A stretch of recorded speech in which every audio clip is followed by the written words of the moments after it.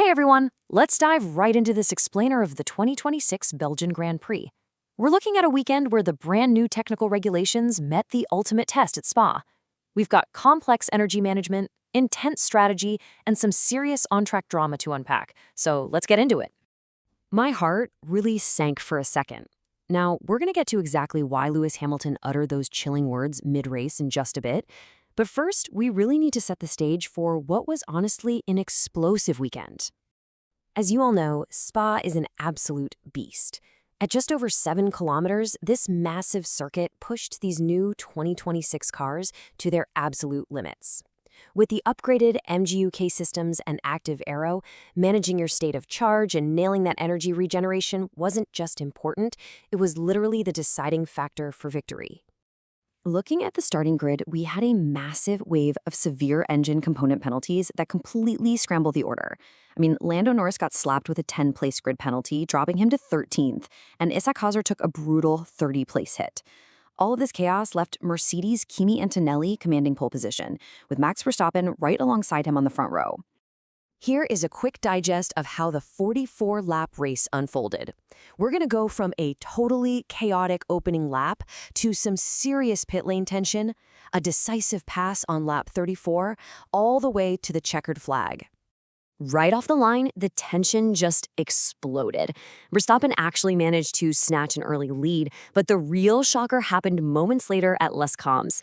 The two Mercedes teammates, Hamilton and George Russell, collided. It was a massive hit that pitched Russell straight into the gravel, ending his race right then and there on lap 1. Talk about a disaster for the team. Now, looking at this objectively, Hamilton viewed the clash as just a racing incident. As he put it, he wasn't going in aggressively. And, this sentiment was actually echoed by Russell, who really didn't place any blame on his teammate for the crash. The stewards, however, didn't quite see it that way. They handed Hamilton a strict 5-second time penalty, which he had to serve during his pit stop. And in modern F1, where the top pack is separated by mere tenths, sitting completely idle in the box for 5 seconds feels like an absolute eternity. And it's actually that exact 5-second penalty that perfectly sets the stage for what happened next. On lap 20, we got a virtual safety car, and the pit lane descended into pure chaos. So going back to that chilling quote from the beginning, after serving his penalty and pulling away from his pit box, Hamilton's tire actually struck a Ferrari mechanic who was making a really late wing adjustment. Hamilton said it instantly gave him horrifying flashbacks to Kimi Räikkönen's 2018 pit lane incident in Bahrain, and he thought the worst had happened. Thankfully, and I mean really thankfully, the mechanic was totally uninjured. But Ferrari didn't get off the hook. They were slapped with a hefty €30,000 fine for giving an inappropriately late instruction and for an unsafe release. It just goes to show how incredibly strict pit lane safety is under these new regulations.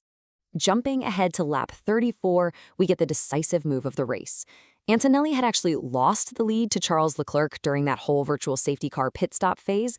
But despite dealing with some temporary tire glazing, Antonelli expertly managed his front grip and executed an absolutely flawless, brilliant overtake on Leclerc to take it back. And that brings us to the final result. Antonelli successfully converted his pole into his 6th victory of the season. He held off Leclerc's incredible charge by just under 2 seconds. Meanwhile, Verstappen managed to bring his Red Bull home in 3rd to round out the podium. So what does this all mean? The crucial takeaway here is that Antonelli's phenomenal win catapults his lead in the Drivers' Championship to a massive 45 points. In modern F1, that's nearly a 2-race safety net. That is some serious momentum heading into the back half of the season. Looking at the updated top 5 standings, Antonelli is clearly running away with it at 204 points. But notice the massive power shift happening right behind him within Mercedes. Because of Russell's first lap retirement, Hamilton jumps right up into 2nd place overall. Over in the constructors' battle, it's really no surprise that Mercedes maintains a completely dominant grip on the field with 358 points. And honestly, a huge part of that dominance comes down to their supreme mastery of the 2026 energy regeneration systems. As we look ahead, the technical war is crystal clear. Mercedes currently rules the grid when it comes to MGUK energy regeneration, efficiency, and control. On the flip side, Ferrari has vastly superior traction, but they are desperately struggling with straight-line aerodynamic drag. They are trying everything to catch Mercedes on those long straights. With the relentless breakneck pace of development under these 2026 regulations, it begs the question, how will these intricate MGUK and active aero strategies adapt to the aggressive dynamics of the upcoming sprint weekend at Zandvoort? It's going to be a wild ride, for sure. Let me know what you guys think, and I'll catch you in the next explainer.